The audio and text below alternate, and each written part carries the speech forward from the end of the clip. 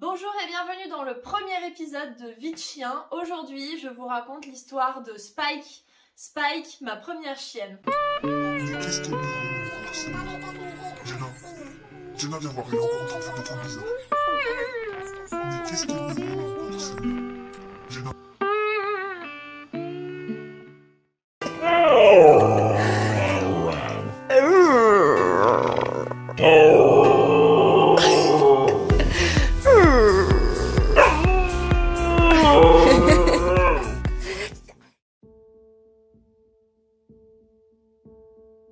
La plupart des histoires d'éducateurs canins ou de professionnels du monde canin commencent souvent par j'ai grandi entouré de chiens. Vous serez probablement déçus peut-être d'apprendre que ce n'est pas forcément mon cas.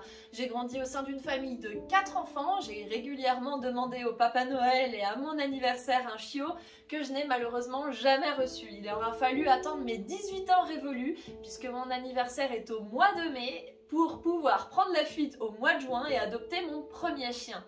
Je vous rassure et j'en parlerai peut-être dans un autre épisode, j'ai tout de même grandi au contact des chiens puisque mes deux grands-parents au niveau paternel et maternel sont de véritables férus d'animaux. Mon grand-père maternel était entouré par ses 2 cockers et avait eu énormément de chiens avant. Et le grand-père côté paternel, attention, avait des bergers allemands. Donc du coup on est plutôt resté dans le thème.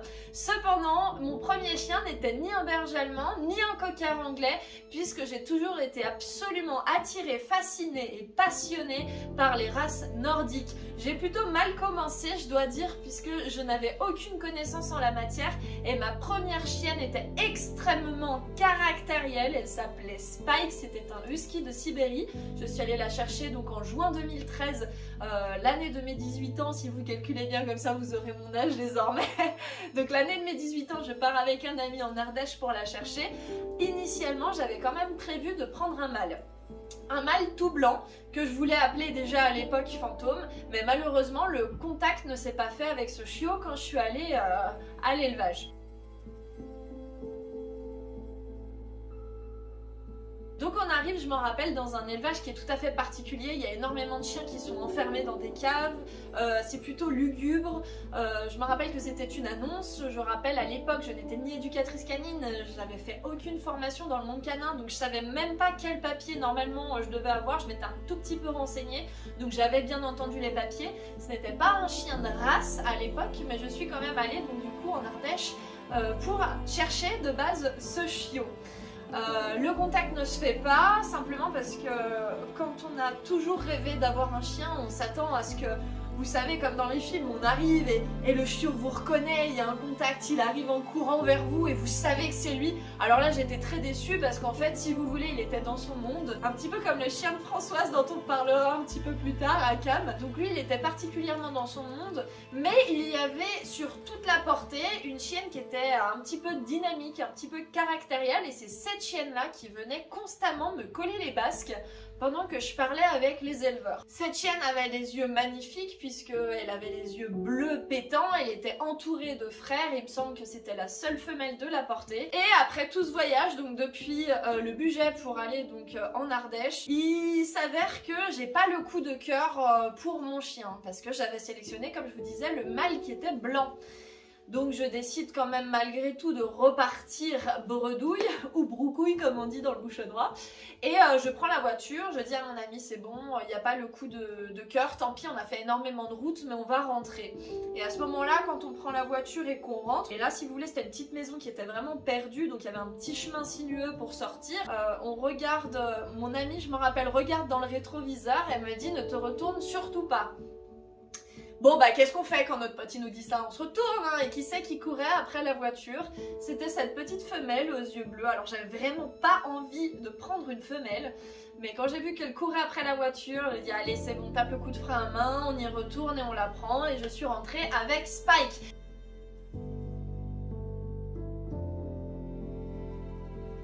Spike qui a vomi immédiatement dans la voiture et qui a fait pipi, ça commençait extrêmement bien. C'était donc une husky de Sibérie, je le rappelle, probablement le caractère le plus fort de sa portée, donc moi je n'étais pas expérimentée, j'étais pas suffisamment je pense renseignée à cette époque-là. Malgré tout j'ai quand même lu énormément de livres, j'ai cherché beaucoup de solutions pour qu'elle puisse avoir une éducation parce que j'avais vraiment envie de pouvoir la libérer pendant les promenades, qu'elle puisse être libre en randonnée et tout ça.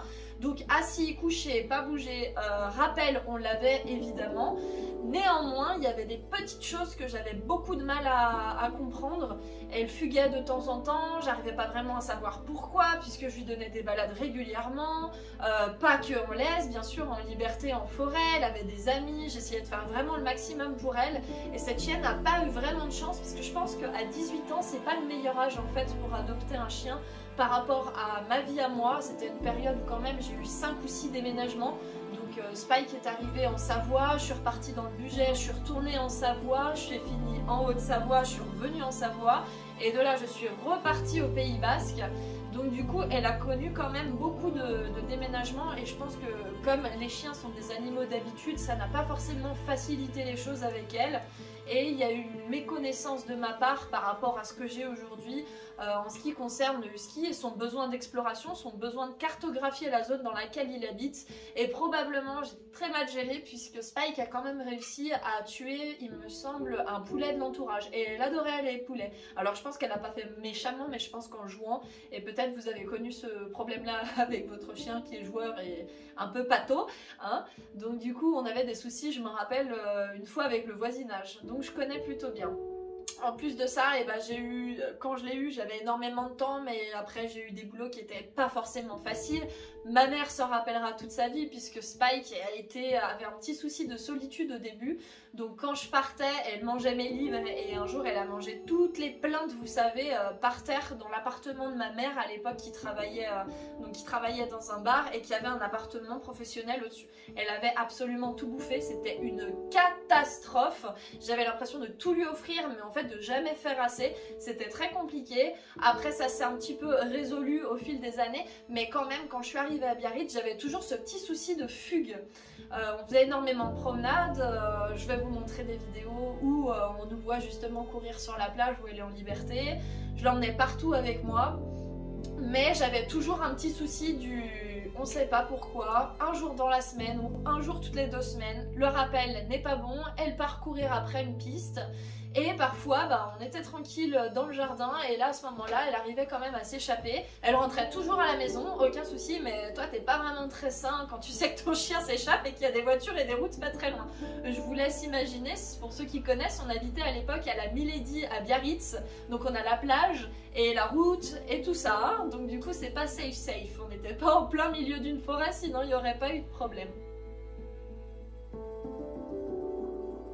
Bref, à ce moment-là, je vais avoir mon premier contact avec un club d'éducation canine. Alors, faut resituer. J'adopte Spike en juin 2013 et à l'époque où je suis à Biarritz, donc des années plus tard, j'ai déjà plus de 21 ans. J'ai toujours ces petits problèmes de fugue. Ma chienne écoute quand même relativement bien au niveau dressage de base ou éducation pour ceux qui n'aiment pas le mot dressage, assis, couché, comme je vous disais, au top. Mais il y a toujours ces petites fugues et de temps en temps un rappel qu'elle veut pas écouter et elle s'en va. Enfin, je veux dire, elle s'en va et après elle te nargue, tu sais, elle te regarde comme ça.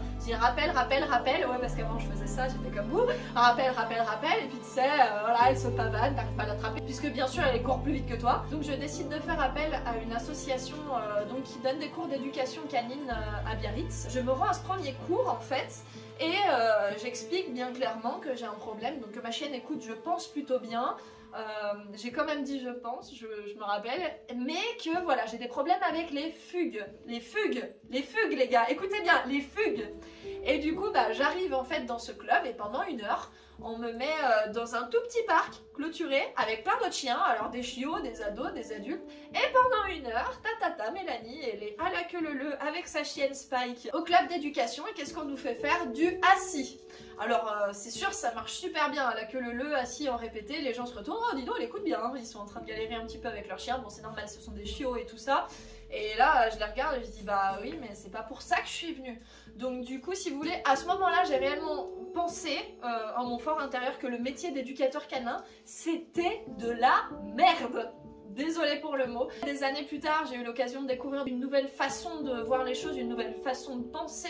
J'ai pu découvrir de nouveaux éducateurs canins. Et puis là, effectivement, j'ai vu toute la beauté de ce métier. Mais quand ça se passe comme ça, on va pas se mentir, ça vous dégoûte, vous n'avez pas forcément envie de continuer à prendre des cours. Vous venez pour un problème, on vous aide à régler quelque chose qui est déjà réglé. Donc du coup, c'était un peu relou, on va pas se mentir.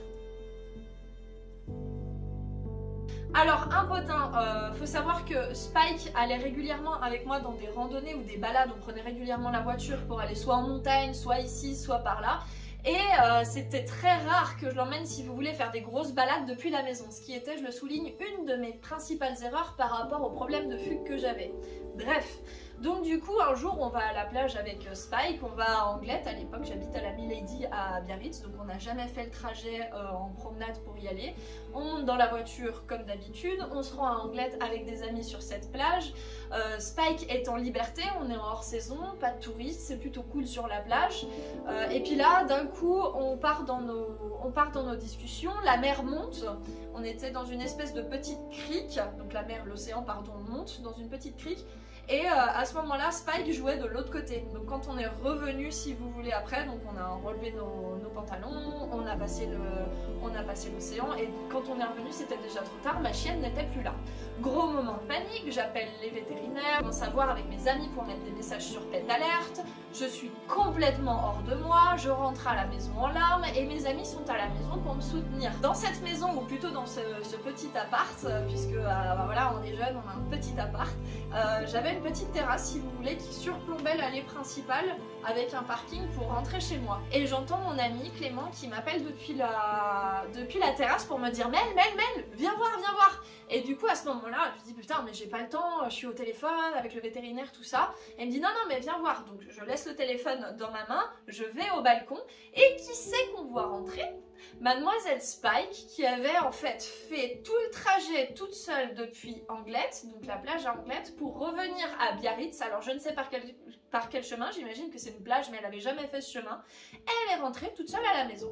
Donc du coup on la voit, tac tac tac, qui remonte la rue, qui rentre, j'ouvre la porte, elle rentre, elle va se coucher dans son panier, et un petit couple qui était derrière avec un labrador chocolat, si je me rappelle bien, qui nous ont dit très sympa, bah écoutez, on l'a vue, elle avait l'air de savoir où elle allait, et du coup on l'a suivie. Spike, c'était vraiment un chien particulier, puisque c'est mon premier chien, ma première chienne à moi. Il y a une relation qui est compliquée, mais une relation qui est très fusionnelle. Il y a un environnement aussi qui est pas tout à fait stable, puisque quand même il y a plusieurs déménagements, c'est la jeunesse, on a envie de sortir, donc il y a des fois, voilà, elle doit rester seule le soir. Mais à côté de ça, il y a quand même tout le suivi des randonnées, des sorties. Comme quoi, parfois, il faut connaître un petit peu plus les races, connaître les besoins qui sont spécifiques, et ça m'aurait probablement beaucoup aidé. Le côté difficile, c'est qu'à un moment donné, Spike va disparaître, sortir de ma vie, et encore une fois, je vais commencer à faire énormément de recherches. J'appelle les vétérinaires, j'appelle l'ICAD, j'appelle tout en fait, j'appelle tout le monde, j'appelle les refuges, j'appelle tout le monde, absolument tout le monde en France. Au début, bien entendu, je centralise les recherches sur ma zone, ensuite je commence à l'élargir puisque le temps commence à couler et je n'arrive pas à la retrouver. C'est très difficile. Il va y avoir énormément de photos qui vont circuler sur tous les Pet Alert, beaucoup de messages, beaucoup de soutien de personnes, d'amis qui la connaissent pour m'aider à la retrouver. Et les années passent et Spike ne rentre jamais à la maison, elle ne retrouve jamais le chemin pour la maison. Donc c'est très difficile moralement pour moi. Il va me falloir plusieurs années avant de m'en remettre, plusieurs années où je vais continuer mes recherches et je vais déménager malheureusement. Et une erreur principale que je vais faire, la plus grosse erreur de ma vie, c'est qu'au bout de 2 ans de recherche sans succès, de fatigue émotionnelle, je vais déménager, je vais donc partir du Pays Basque. Au bout de 2 ans, je continue à faire des recherches, mais je continue à faire des recherches bêtement parce qu'en faisant énormément de recherches, j'oublie le principal. Ma chienne est portée disparue et j'oublie de mettre la fiche ICAD à jour. Malgré le fait qu'elle ait disparu, j'ai continué les recherches, mais j'ai pas fait ce que j'aurais dû faire principalement, c'est-à-dire prévenir que j'avais bougé, même au bout de 2 ans. Au bout de 2 ans, vous commencez vraiment à perdre espoir. Et plus tard, on apprendra que par l'ICAD, un contact qu'on a à l'ICAD, que Spike s'est retrouvé à peu près dans cette fourchette-là, donc après entre 2 ans et 2 ans et demi, donc pile poil au moment où j'ai déménagé et que je suis partie. Elle s'est retrouvée à la SPA, donc la SPA a essayé de m'envoyer un courrier et la SPA a envoyé un courrier à la mauvaise adresse. Elle a envoyé un courrier au Pays Basque. Et là, c'est la plus grosse erreur de ta vie. C'est l'erreur que tu vas regretter toute ta vie. C'est une monstrueuse connerie. C'est quelque chose que tu gardes ici, qui part pas. C'est un amour, déjà un amour énorme que tu portes parce que c'est ton premier chien. C'est des moments, ce sont des souvenirs, c'est très fort. Et tu passes ta vie, tu passes une grosse partie de ta jeunesse quand même à chercher ton chien partout. Et tu te rends compte un jour que tu as fait la monstrueuse erreur de ne pas avoir mis l'adresse ICAD à jour. Et c'est pour ça que particulièrement aujourd'hui que je vais faire cette vidéo, on peut tous perdre nos chiens. Mais sachez quelque chose, il faut jamais perdre espoir parce que même au bout de 2 ans, j'aurais pu la retrouver. Ce qui s'est passé, c'est qu'elle a été adoptée. Comme on n'a pas répondu au courrier, on a perdu la trace de la chienne. Et on ne sait pas exactement ce qui s'est passé à partir de là. On sait juste qu'une personne, parce que j'ai beaucoup eu de contact avec l'ICAD, j'étais énormément en larmes quand j'ai appris ça. Donc chaque fois que j'étais au téléphone, je passais plusieurs minutes avec des personnes différentes de l'ICAD pour essayer de rassembler les pièces du puzzle, retrouver ma chienne, retrouver au moins les personnes qui l'auraient éventuellement adoptée. Alors un jour, dans la continuité de tous ces échanges avec l'ICAD, on va avoir une dame qui va appeler, c'est Mickaël qui va répondre. À l'époque, Neji est encore petit puisque j'ai mis quand même plusieurs années à chercher ma chienne et j'ai pas réussi, si vous voulez, à avoir la force de laisser entrer un nouveau chien dans ma vie puisqu'elle sera jamais, elle l'est pas et elle ne sera jamais, comme tous nos autres chiens ne sont pas remplaçables. Et du coup Neji est petit, on vient d'habiter en Suisse et on a cet appel qui est nouveau de l'ICAD où là tu te dis ça y est c'est fou, elle va rentrer à la maison, mon bébé va rentrer à la maison. Elle va pouvoir connaître Neji, on va former une belle famille, on va faire plein de randonnées en Suisse, ça va être magnifique. Est-ce qu'elle va me reconnaître? On va voir tellement... Il y a tellement de choses qui passent dans ta tête à ce moment-là. Et puis, finalement, le téléphone s'arrête et Mickaël m'annonce que Spike est décédé. Par rapport aux conséquences de sa mort, on n'a absolument aucune nouvelle. On n'a pas le droit d'avoir ces informations parce que du coup, ne répondant pas au courrier qui est arrivé plus de 2 ans après au Pays Basque, j'en ai perdu officiellement la trace. Mais cette dame a eu énormément pitié parce que j'appelais très régulièrement à l'ICAD, j'envoyais énormément de mails. Et vous savez, il y a plusieurs personnes qui vous répondent à l'ICAD. Alors on a eu des personnes qui nous ont dit formellement absolument non. On voulait même pas nous dire si elle était en vie, au moins quelque part, une trace, quelque chose. Et il y a eu cette dame en fait qui a pris vraiment pitié de moi, de nous, et qui a pris la peine quand même d'appeler pour nous dire ça. Alors à ce moment-là, c'est très compliqué, je vous le cache pas. On se sent très mal, on se sent très coupable.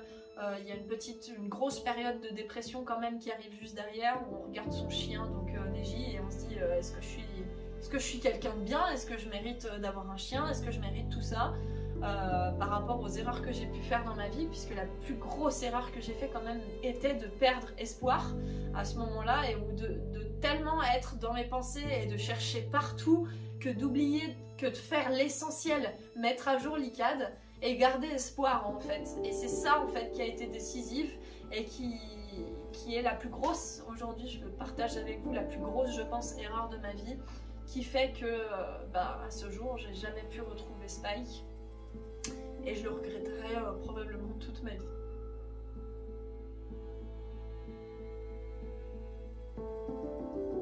Du coup, après cet épisode très compliqué et cette phase de dépression, va arriver le besoin de faire quelque chose, le besoin d'utiliser ce mal-être, cette souffrance, si vous voulez, à profit et de faire quelque chose. Alors, on sait, et c'est horrible, qu'on ne peut pas faire quelque chose pour elle parce que maintenant c'est terminé, et ça c'est le pire. mais on se dit bon bah voilà, il y a Neji qui est ici, il y a plein d'autres chiens, je suis sûre qu'il y a plein de personnes peut-être qui ont vécu des situations, des problématiques comme ça où leur chien fume, où on se fait un sang d'enfer, où c'est terrible, on a peur, on cherche le chien. En tout cas, dans tous les cas, la conclusion première de cet épisode est si vous perdez votre chien, prévenez les vétérinaires. Il y existe des pages qui s'appellent Pet Alert où vous pouvez mettre une photo de votre chien en fonction du département où vous vous situez pour que les gens puissent vous aider à le retrouver. N'hésitez pas à faire comme dans les films, placarder des affiches dans les boulangeries un petit peu partout. Et n'oubliez pas quelque chose de très important. À l'heure actuelle, en 2022, il existe encore des vols de chiens. Et je le répète, il existe encore des vols de chiens. Alors si vous êtes comme nous, que vous avez vécu des épisodes comme ça difficiles, n'hésitez pas à partager votre histoire. Et sachez absolument, absolument que si vous n'avez pas encore de preuves comme quoi votre animal est décédé ou comme quoi cela fait des années que vous êtes à la recherche, pitié, ne perdez pas confiance, continuez de bien faire les choses dans le bon ordre, changez les adresses ICAD en cas de déménagement et de tout cœur avec vous, ne perdez jamais, jamais espoir.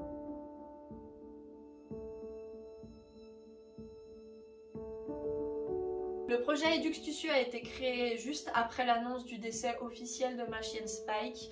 Il a été créé en sa mémoire et pour sa mémoire afin de pouvoir, d'une manière très humaine, m'améliorer, pouvoir aider d'autres personnes avec d'autres chiens et puis pouvoir justement en son souvenir faire des bonnes choses. On a une association, on a créé énormément de choses, on a même un pôle éducation canine où si jamais les gens viennent nous consulter pour un problème de fugue, on ne leur fait pas faire du assis pendant 1 heure.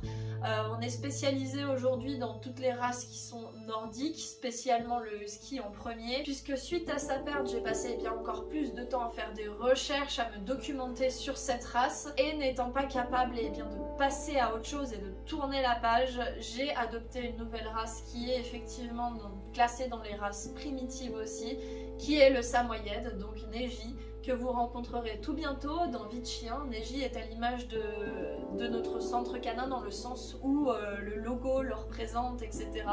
Mais le souvenir de Spike a créé Eduxtucio. Et on espère pouvoir continuer à œuvrer en ce souvenir et pour se souvenir afin d'honorer sa mémoire. Cet épisode de Vie de Chien est maintenant terminé. C'est un jour, c'est une histoire, on en retrouvera de très nombreuses par la suite et dans l'ordre. En attendant, le souvenir persiste. N'hésitez pas à commenter si vous avez vous aussi vécu une histoire difficile avec l'un de vos chiens ou l'une de vos chiennes afin qu'on puisse pouvoir échanger sur ce sujet. Et je vous retrouve tout bientôt dans un nouvel épisode de Vie de Chien avec Neji.